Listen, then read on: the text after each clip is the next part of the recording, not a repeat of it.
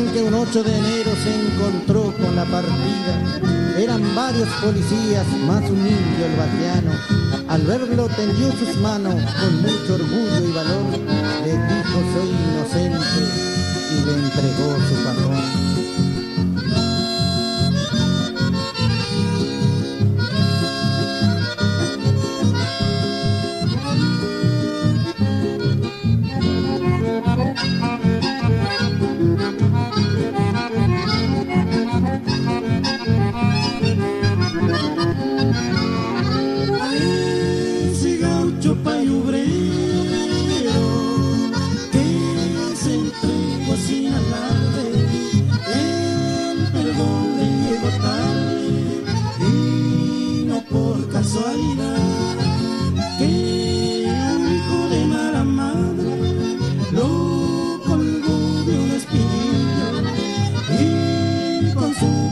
Cuchillo